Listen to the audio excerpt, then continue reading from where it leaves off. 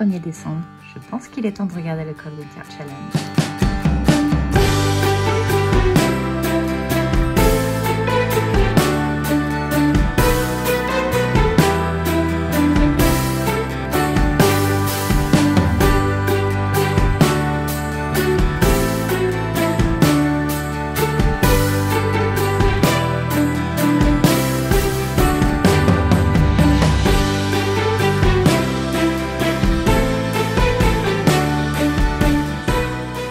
Assalamu alaikum. Donc j'espère que vous allez bien. On se retrouve aujourd'hui pour le premier jour du Vlogmas. Cette année, je vais essayer de m'y tenir encore une fois. Pour ceux qui ne connaîtraient pas le principe des Vlogmas, c'est tout simplement de faire un vlog tous les jours jusqu'au 24 décembre pour faire une sorte de calendrier de l'Avent. Je ne fête pas Noël, mais j'aime bien quand même avoir ce petit rendez-vous avec vous où tous les jours, du coup, je fais un petit vlog ou une vidéo autre si j'ai pu la préparer avant. Mais Inch'Allah, je vais faire principalement du coup des vlogs pour le mois de décembre. L'idée, c'est vraiment juste du coup de partager avec vous. Donc n'hésitez pas à discuter du coup dans les commentaires, ce serait vraiment cool de pouvoir discuter lecture tout simplement. Pour ça, j'essaie de tous les jours tirer au hasard un livre de ma pile à lire, comme ça vous pouvez Inch'Allah me donner envie de le lire dans l'année 2025, ce serait vraiment très cool de tout simplement d'avoir vos avis et de pouvoir lire ensuite le fameux livre. Du coup aujourd'hui, qu'est-ce que j'ai fait? C'est pas très compliqué, on est dimanche donc j'ai pas fait grand chose. Ce matin j'ai terminé de lire Les Brumes de Cendre Lune qui était franchement plutôt cool, donc c'est un livre de Georgia Calderas, un livre de fantasy. Le premier tome était gratuit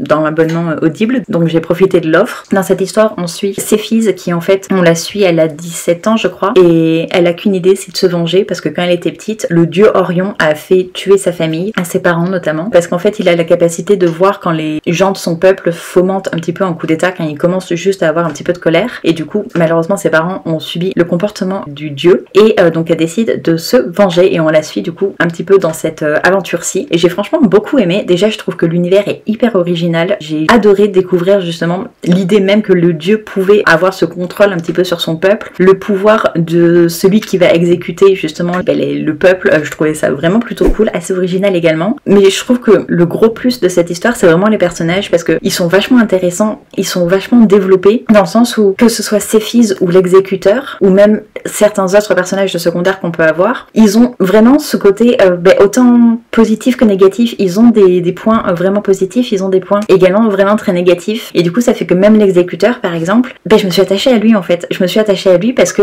à côté d'être l'exécuteur, il est autre chose, et il est autre chose qui est attendrissant, il est autre chose qui fait qu'on le comprend un petit peu, qui fait qu'on a un petit peu de la peine pour lui, et du coup je trouvais ça vraiment intéressant en fait d'avoir des personnages comme ça aussi bien développés qui du coup donnent envie en fait tout simplement de continuer à les suivre pour voir un petit peu l'évolution qu'il pouvait y avoir. J'ai beaucoup aimé d'ailleurs l'évolution justement de la relation entre Céphise et l'exécuteur. C'était plutôt intéressant, ça a une petite joute verbale assez sympa, mais je trouve que ça va peut-être un petit peu trop vite. Après c'est un petit peu sous explication d'un truc fantastique, mais vous savez j'aime pas trop les insta-love, et je dirais pas que c'est un insta-love parce qu'ils ne sont pas amoureux, mais il y a quand même ce truc d'attraction qui fait que ça va un petit peu trop vite à mon goût, mais j'aime quand même beaucoup cette histoire, je suis très heureuse de l'avoir découvert. Du coup merci à la personne qui me l'avait conseillé, je ne sais plus qui c'est, mais merci parce que franchement c'était vraiment plutôt cool, donc Inch'Allah je lirai la suite très bientôt. Ensuite du coup après ça j'ai préparé le Cold Winter Challenge, je vous montre pas trop parce que Inch'Allah je vais faire du coup la vidéo pile à lire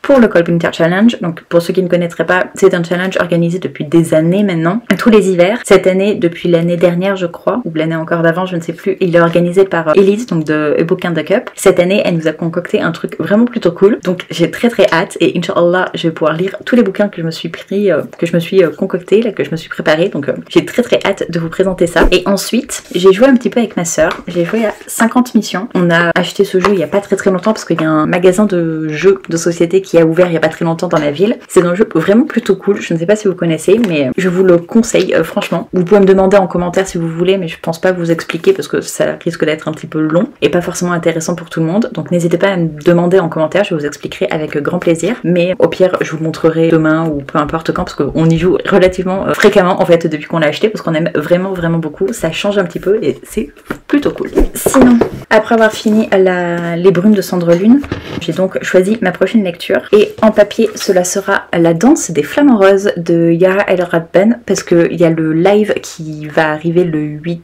décembre, donc dans 8 jours. Inch'Allah, je vais réussir à le lire très rapidement. Ce serait vraiment le top. J'ai très hâte de le découvrir. On est dans une dystopie où en fait la mère morte en Palestine a disparu et elle a laissé une sorte de maladie de sel qui en fait affecte vraiment tout le monde et a décimé la population. Donc ça a l'air assez cool, voilà, ce côté un petit peu dystopie mais en Palestine. Donc j'ai très hâte de le découvrir. Et Inch'Allah, je vous en reparle du coup très bientôt, normalement demain. Et en audio, eh ben on va continuer les Chevaliers d'Émeraude. Hein. On va partir du coup sur le tome 11. J'ai juste lu quelques pages du début du chapitre 1, donc je considère pas l'avoir vraiment commencé parce que je m'en souviens même plus trop parce que c'était il y a 2-3 jours. Le temps que je finisse les brumes de Cendrelune, je l'ai mis en pause, donc je vais le reprendre. Ça fait que ce mois-ci, Inch'Allah, vous verrez le tome 11 et le tome 12 normalement. Pour résumer, pour rappel, encore une fois, on est avec des chevaliers, les chevaliers d'Émeraude, qui sont entraînés depuis tout petit à l'art de la guerre et à l'art de la magie pour défendre le royaume d'Enkidiev face à l'empereur Amékaret, qui veut envahir Enkidiev depuis des décennies. Voilà, c'est toujours pas la saga de l'année, je pense que vous le savez.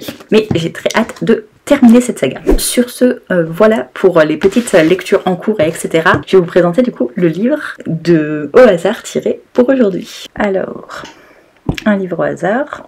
Le monde de Narnia. Donc je suis tombée sur l'intégrale du monde de Narnia, donc de C.S. Lewis. C'est un bouquin que j'ai depuis mon adolescence, donc l'intégrale des 7 tomes je crois. Ça fait un très beau bébé. Je pense pas avoir besoin de présenter Narnia. C'est un roman que du coup j'ai lu les premiers tomes quand j'étais adolescente. Je me souviens encore, il était sous mon oreiller, je le mettais sous mon oreiller, ça me gênait un petit peu mais je pouvais pas le mettre autre part. J'aimais beaucoup les premiers tomes et je sais pas, il y en a un des tomes qui m'a un petit peu moins plu et j'ai jamais réussi à continuer malheureusement. En même temps c'est pas forcément le meilleur format je pense. Inch'Allah, j'arriverai à le découvrir relativement bientôt. J'ai vu en plus qu'il était en audio, donc ce serait peut-être l'occasion de le découvrir justement en audio. Donc un jour peut-être. Je sais même pas s'il y a vraiment un résumé à faire pour l'ensemble de la saga, parce que de souvenir, chacun des tomes était, je dirais pas indépendant, mais il n'y avait pas un lien vraiment fort entre les tomes. Je crois que par exemple le premier, on suit pas du tout les mêmes personnages que le second, vous voyez. Donc à voir ce que ça donne, mais j'ai très hâte de le lire, parce que c'est quelque chose que j'aimerais faire depuis des années déjà.